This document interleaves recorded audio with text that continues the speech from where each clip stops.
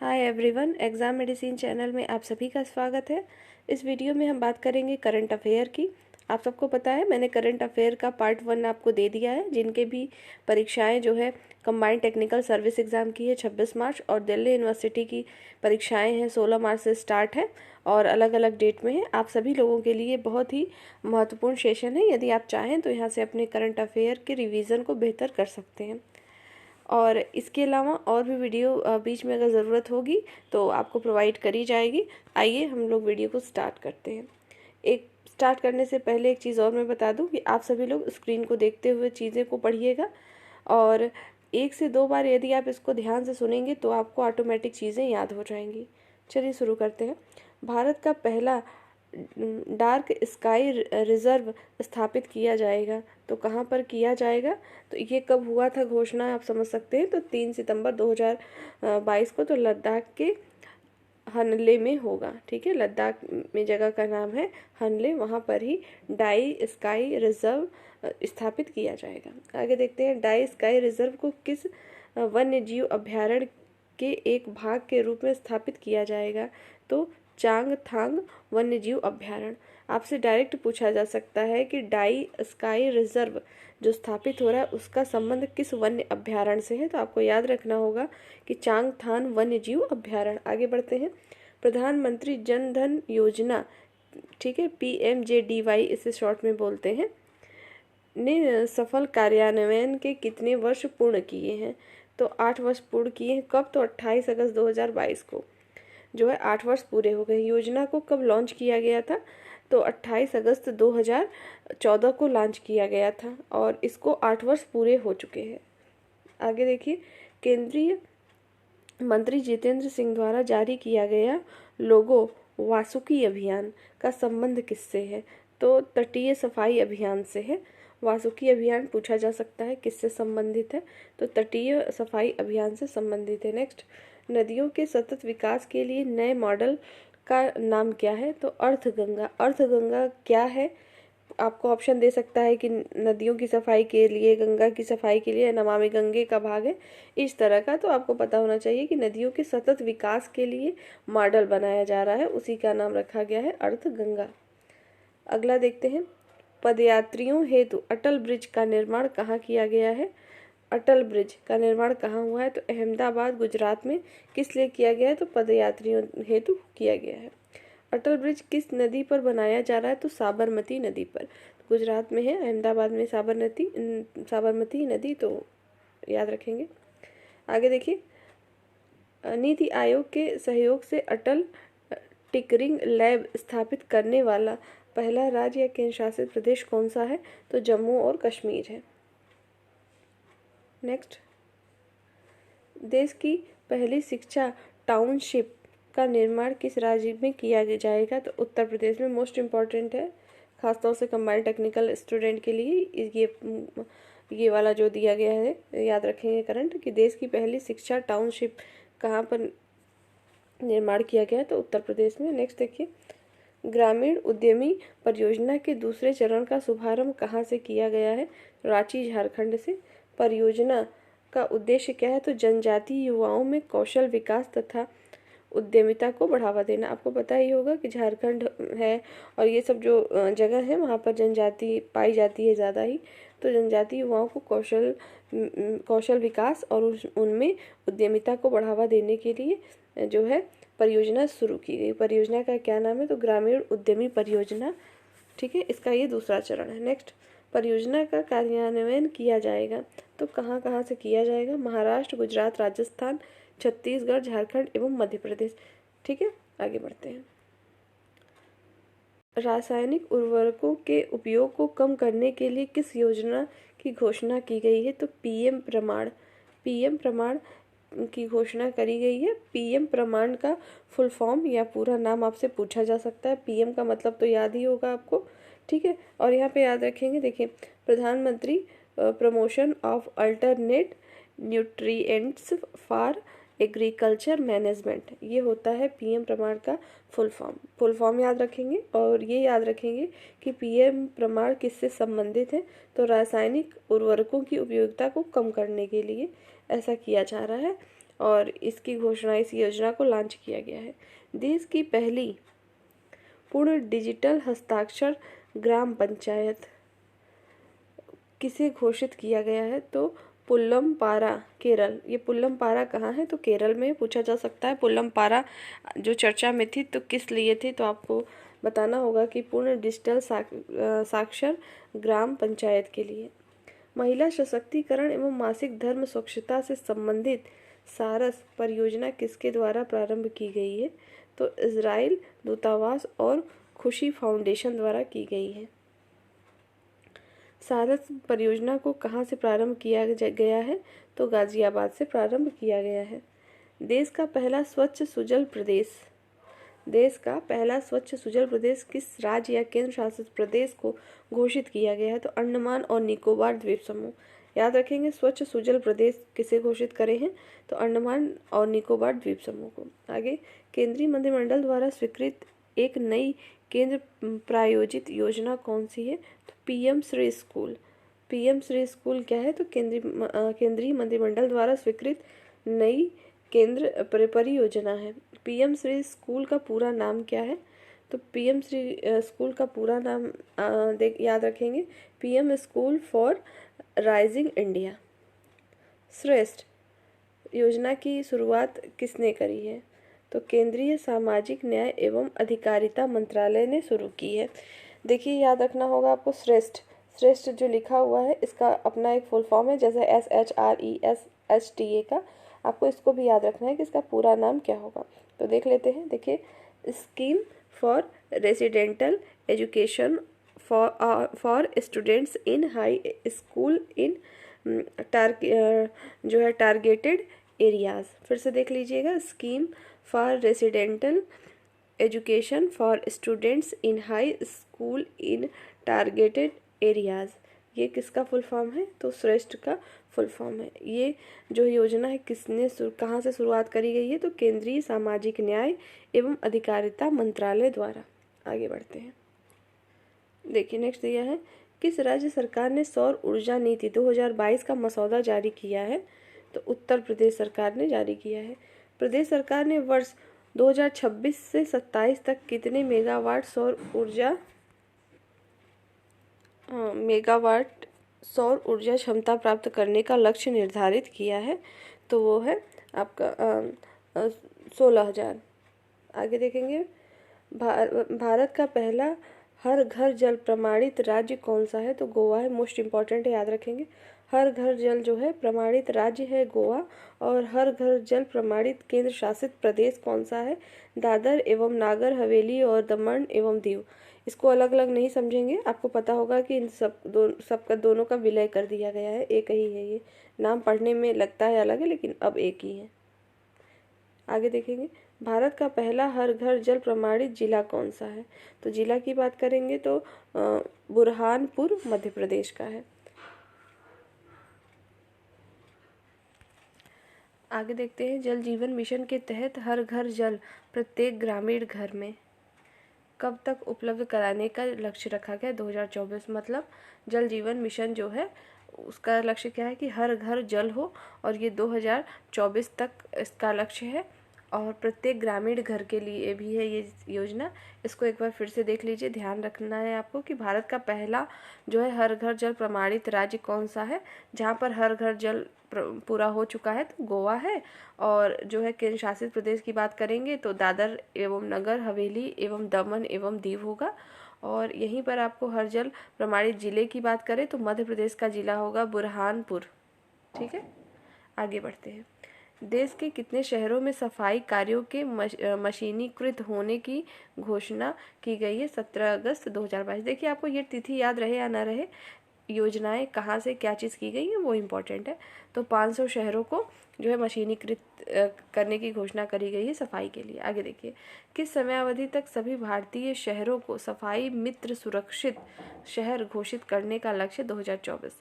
ये भी याद रखेंगे, सफाई मित्र सुरक्षित शहर घोषित करने का लक्ष्य कब है? 2024। इसी प्रकार से जो है हर घर जल की भी जो है पूरा लक्ष्य कब होगा? तो 2024 में ये लक्ष्य रखा गया। अब होगा या नहीं होगा वो तो वक्त ही बताएगा।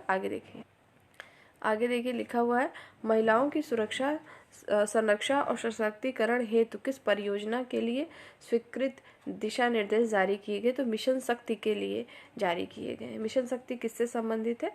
नाम से पता ही चल जाएगा कि महिलाओं, जैसे महिला सशक्तिकरण होता है उसी प्रकार से महिलाओं की सुरक्षा, संरक्षा और सशक्तिकरण हेतु है।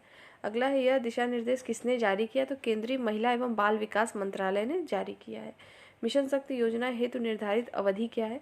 तो 15वें वित्त आयोग की अवधि 2021 से 22 से 2025-26 तक। आप ऐसे भी कह सकते हैं कि 15वें वित्त आयोग की अवधि से डायरेक्ट 2021 से 26 तक आप एक याद रखेंगे तो आप कर लेंगे। आगे देखिए, मिशन शक्ति की टू मतलब जो है दो उप योजनाएं कौन कौन सी? तो संबल और सामर्थ्य। संबल और सामर्थ्य पूछा जाए किसकी उप योजनाएं हैं? तो मिशन शक्ति की। मिशन शक्ति का संबंध किससे है? तो केंद्रीय बाल विकास जो है मंत्रालय द्वारा, महिला मंत्रालय द्वारा इसको जारी किया गया था, क्योंकि महिलाओं की सुरक्षा, संरक्षा और सशक्तिकरण के लिए। याद रखेंगे। आगे देखिए, थर्मल पावर प्लांट में बायोमास के उपयोग पर राष्ट्रीय मिशन का क्या नाम रखा गया है? तो समर्थ।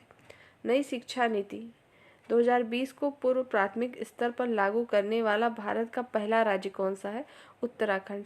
मोस्ट इम्पॉर्टेंट है, नई शिक्षा नीति लागू हुई है। आप इसको जानते भी होगा, न जानते हो तो चैनल पे भी होगा और अदर जगह भी होगा, पढ़ लीजिएगा। भारत का पहला एलिवेटेड शहरी एक्सप्रेसवे कहाँ विकसित किया जा रहा है? जब कहीं पर भी कोई चीज़ पहली होती है, चाहे वो भारत में हो रहा हो, विश्व में हो रहा हो, किसी शहर में हो रहा हो, तो वही आपका करंट इम्पॉर्टेंट बनता है। ठीक है, तो भारत का पहला है चूँकि एलिवेटेड शहरी एक्सप्रेसवे, तो इसलिए इम्पॉर्टेंट है। कहाँ है? तो दिल्ली से गुड़गांव।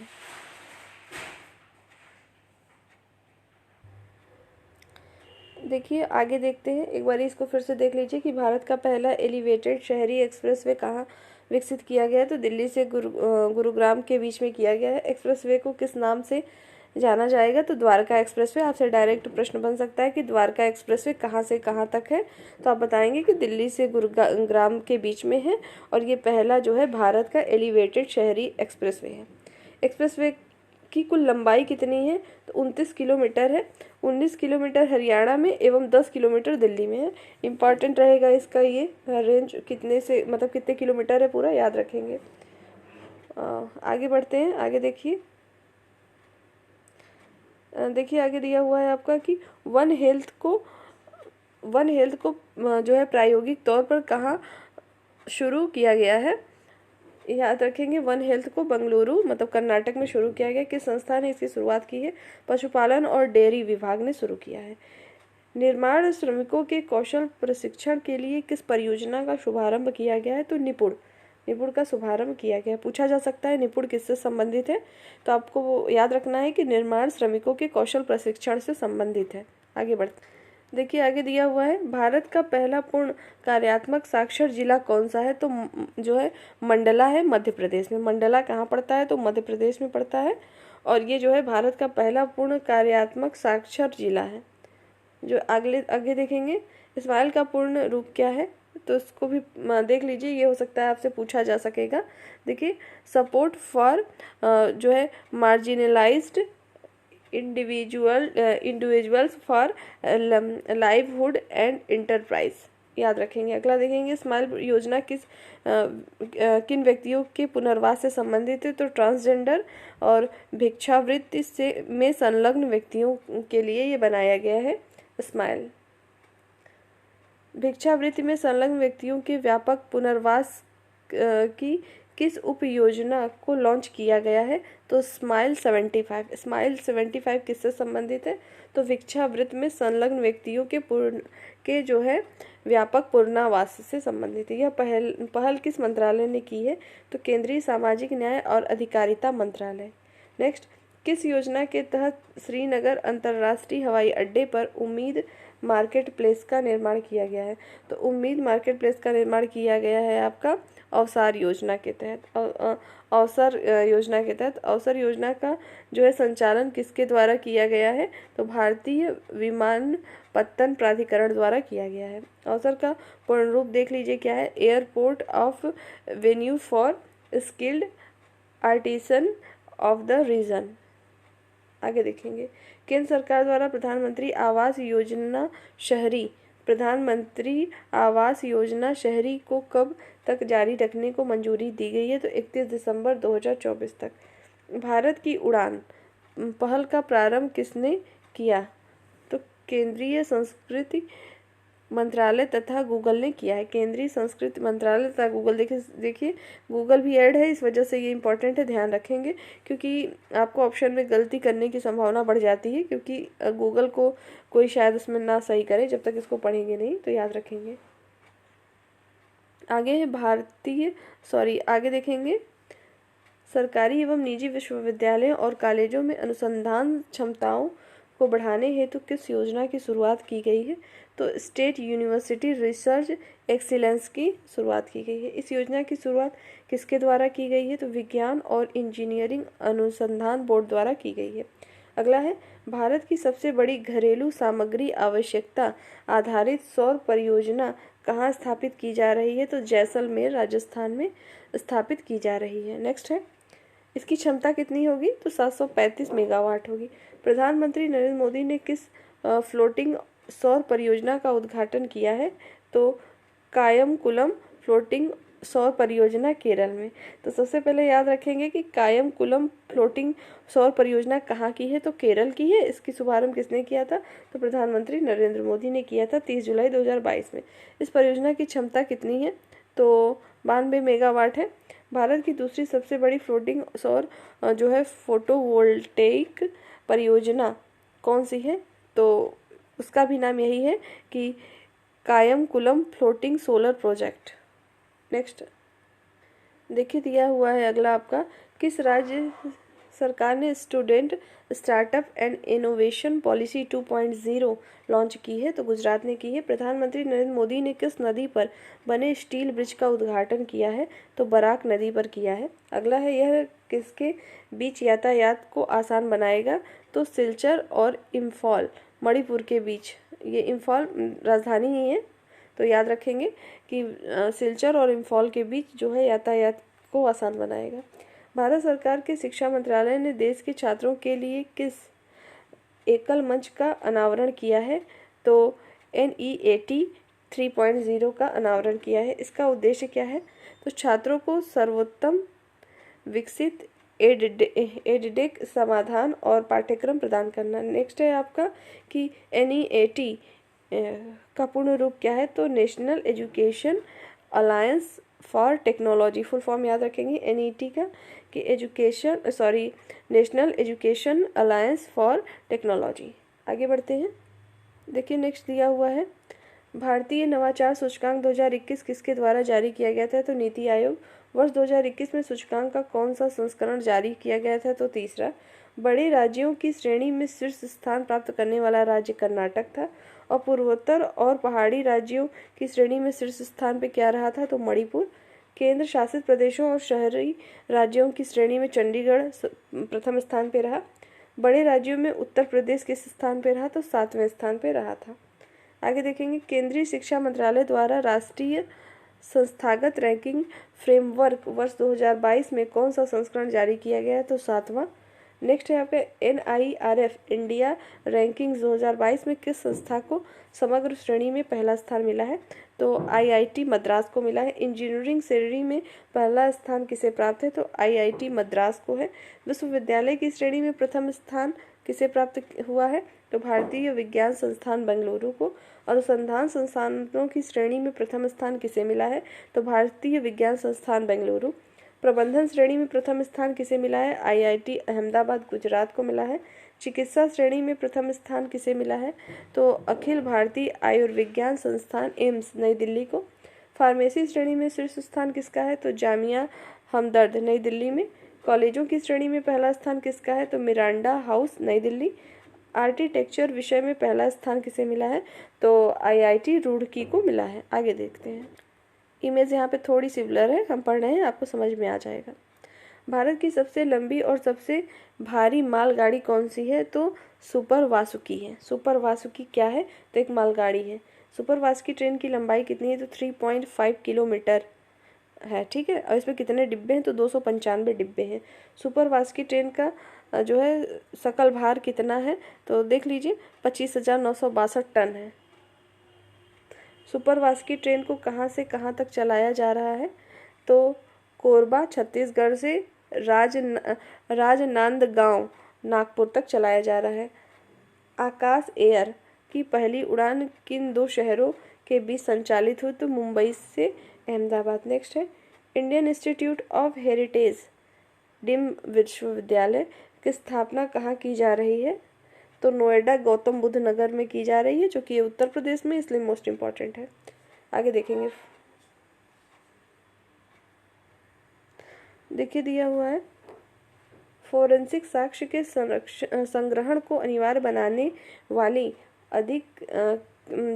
बनाने वाली देश की पहली पुलिस किस राज्य या केंद्र शासित प्रदेश की है, तो दिल्ली की है। 6 वर्षों से अधिक के दंडनीय अपराधों हेतु, ठीक है, फोरेंसिक साक्ष्य को तो दिल्ली है।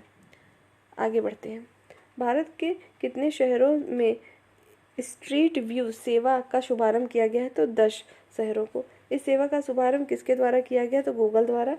स्ट्रीट व्यू क्या है, किसी स्थान का 360 डिग्री दृश्य है। स्ट्रीट व्यू सेवा की शुरुआत किसके तहत की गई है, तो गूगल मैप के तहत की गई है। अवसंरचना पर बंदरगाह प्राधिकरण का पूर्ण जो है मालिकाना हक वाला भारत का पहला प्रमुख बंदरगाह कौन बना है, तो जवाहरलाल नेहरू बंदरगाह। देश में कहाँ पर ग्रे वाटर प्रबंधन प्रणाली को 100% लागू किया गया है, तो पप्पन कुज्झी कांचीपुरम तमिलनाडु। आगे देखेंगे, भारत सरकार द्वारा कहाँ पर नई रेल लाइन को मंजूरी दी गई है, तो Taranga hill Ambaji Abu road rail line. आगे देखेंगे, रेल लाइन की कुल लंबाई कितनी होगी, तो 116.65 किलोमीटर। यह रेल लाइन किस राज्य के 2 प्रसिद्ध तीर्थ स्थलों को जोड़ेगी, तो गुजरात को जोड़ेगी। प्रधानमंत्री नरेंद्र मोदी ने झारखंड के दूसरे हवाई अड्डे का उद्घाटन किया, जिसका नाम क्या रखा है, तो देवघर हवाई अड्डा। देवघर हवाई अड्डा कहाँ का है, तो झारखंड का है, और ये झारखंड का दूसरा हवाई अड्डा है, याद रखेंगे। यह सीधी कनेक्टिविटी प्रदान करेगा बाबा बैद्यधाम को। झारखंड का प्रथम एयरपोर्ट कौन सा है, तो बिरसा मुंडा हवाई अड्डा रांची में। आगे देखिए, भारत ने किस शहर में विश्व के सबसे लंबे डबल डेकर मार्ग सेतु का निर्माण कर एक विश्व रिकॉर्ड स्थापित किया है, तो नागपुर महाराष्ट्र में जो है विश्व का सबसे लंबा जो है डबल डेकर मार्ग सेतु कहाँ बनाया गया, तो नागपुर महाराष्ट्र में। नेक्स्ट देखते हैं, देखिए अगला है 100 से अधिक वर्ष के अंतराल के पश्चात किस राज्य में दूसरा रेलवे स्टेशन प्रारंभ हो रहा है, तो नागालैंड में। आपको पता होगा कि नागालैंड में जो है रेलवे स्टेशन जो है नहीं थे, रेल की पटरियां भी ज़्यादा नहीं है, तो वहाँ पे 100 वर्षों बाद निर्माण किया जा रहा है। इस रेलवे स्टेशन का क्या नाम है, तो शोखुवी रेलवे स्टेशन। नागालैंड में स्थापित प्रथम रेलवे स्टेशन कौन सा था, दीमापुर रेलवे स्टेशन। पूछा जा सकता है शोखुवी है क्या, तो ये एक रेलवे स्टेशन है और ये नागालैंड में स्थापित किया जा रहा है 100 वर्षों बाद। पहला जो था दीमापुर रेलवे स्टेशन था। इसका उद्घाटन किस वर्ष हुआ है मतलब पहला जब बना था, ठीक है, तो 1903 में। केंद्र सरकार द्वारा बैटरी अपशिष्ट प्रबंधन नियम 2022 कब अधिसूचित किया गया, तो 24 अगस्त 2022 को।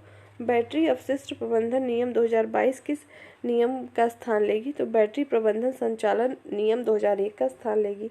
आगे बढ़ते हैं, बैटरी अपशिष्ट प्रबंधन से संबंधित नए नियम किस मंत्रालय द्वारा अधिसूचित किए गए हैं, पर्यावरण वन और जलवायु परिवर्तन मंत्रालय द्वारा। अगला देखिए, प्रधानमंत्री नरेंद्र मोदी ने किस कैंसर अस्पताल एवं अनुसंधान केंद्र को राष्ट्र को समर्पित किया है, होमी भाभा कैंसर अस्पताल एवं अनुसंधान केंद्र।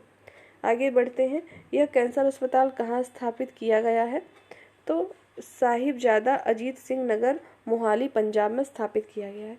हाल ही में केंद्र सरकार ने किस झील को राष्ट्रीय महत्व का स्थान घोषित करने की अपनी मंशा प्रकट करी है, तो अनंगताल झील नई दिल्ली। भारत का पहला 3D प्रिंटेड पोस्ट ऑफिस कहाँ स्थापित किया जाएगा, तो बंगलुरु कर्नाटक में किया जाएगा। इस पोस्ट ऑफिस का निर्माण किस कंपनी द्वारा किया जा रहा है, तो लार्सन एंड टूब्रो, याद रखेंगे नाम कंपनी का। आगे बढ़ते हैं, देखिए अर्थशास्त्र के नोबेल पुरस्कार 2022 को की घोषणा किसके द्वारा की गई, तो the royal Swedish academy of sciences द्वारा। इस वर्ष यह पुरस्कार संयुक्त रूप से किसे प्रदान किया गया है? अर्थशास्त्र का नोबेल पुरस्कार, नाम याद रखेंगे, इंपॉर्टेंट है। तो बेन एस बर्नाके, और दूसरा नाम है डगलस डब्ल्यू डायमंड, तीसरा नाम क्या है? तो फिलिप एच डायवेबिग। तो ये थोड़े से टिपिकल नेम है, आप पढ़ेंगे एक दो बार तो याद हो जाएंगे। आगे देखिए, नोबेल का शांति पुरस्कार 2022 की घोषणा किसके द्वारा की गई? तो द नॉर्वेजियन नोबेल कमेटी द्वारा। और इस वर्ष का जो पुरस्कार है किसे प्रदान किया गया? तो इसमें भी 3 लोग शामिल हैं, तो इनको देख लेंगे। पहला क्या है? तो एलिस बियालियात्स्की, ठीक है, बेरूसलम की है। और नेक्स्ट है आपका मेमोरियल संगठन रूस। नेक्स्ट है आपका सेंटर फॉर सिविल लिबर्टी संगठन यूक्रेन। आगे देखिए, वर्ष 2022 हेतु साहित्य का नोबेल पुरस्कार किसे दिया गया है? तो एनी अर्नो को दिया गया है। ये सब नाम एक दो बार पढ़ने पर याद होंगे, आप सोचोगे एक बार मैं देखूं याद हो जाए, तो ऐसी पॉसिबल नहीं है।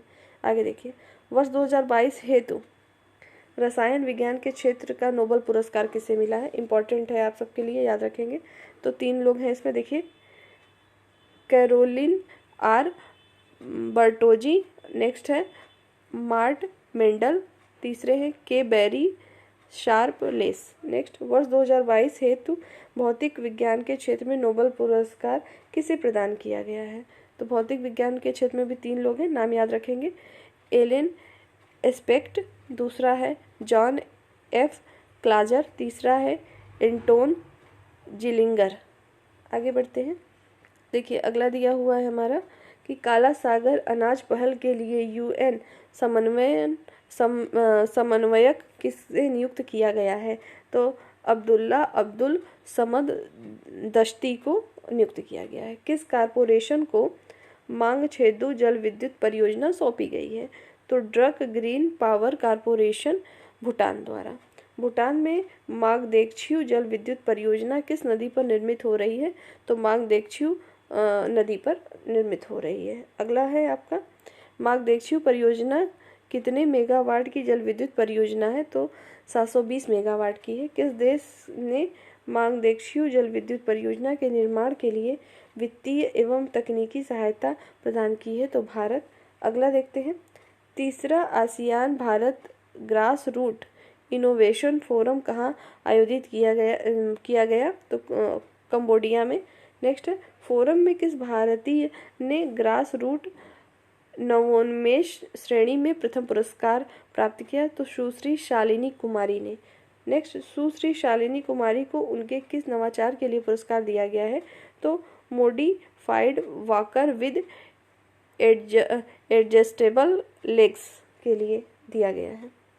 अगला देखते हैं, मालदीव के किस पूर्व राष्ट्रपति को 11 वर्ष की सजा हुई? तो अब्दुल्ला यामीन को। इन्हें किस आरोप में सजा हुई है? तो मनी लॉन्ड्रिंग में। मालदीव के वर्तमान राष्ट्रपति कौन है? तो इब्राहिम मोहम्मद सोली हैं। आगे देखेंगे, भारत की किस पहल को प्रकृति को पुनर्जीवित करने वाले विश्व की 10 शीर्ष फ्लैगशिप पहलों में शामिल किया गया है? तो नमामि गंगे पहल को शामिल किया गया है। देखिए, नमामि गंगे पहल को यह मान्यता किसके द्वारा दी गई? तो संयुक्त राष्ट्र द्वारा दिया गया है, यूएन द्वारा। नमामि गंगे अभियान की शुरुआत हुई कब थी? तो 2014 में हुई थी। एशिया प्रशांत क्षेत्र के सबसे बड़े युवा नवाचार अभियान यूथ को लैब इंडिया का कौन सा संस्करण लॉन्च किया गया है? तो 5वां संस्करण लॉन्च किया गया है। ठीक है, तो आप सभी लोगों ने इसमें जितने भी करंट अफेयर के पॉइंट्स को देखें, इसे पढ़िए, याद करने की कोशिश करिए, याद हो जाएंगे। एक चीज़ और, करंट अफेयर एक दिन की चीज़ नहीं होती। अगर आप डेली न्यूज़पेपर पढ़ते हैं तो आपके लिए बहुत ही आसान हो जाता है, और आपको शॉर्ट वीडियो के द्वारा भी न्यूज़ प्रोवाइड करी जाती है जो कि करंट में रहता है और आपके परीक्षाओं में पूछे जा सकते हैं।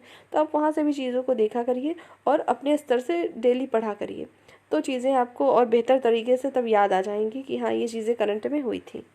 चलिए, नेक्स्ट वीडियो में हम फिर मिलेंगे, तब तक के लिए टेक केयर, जय हिंद।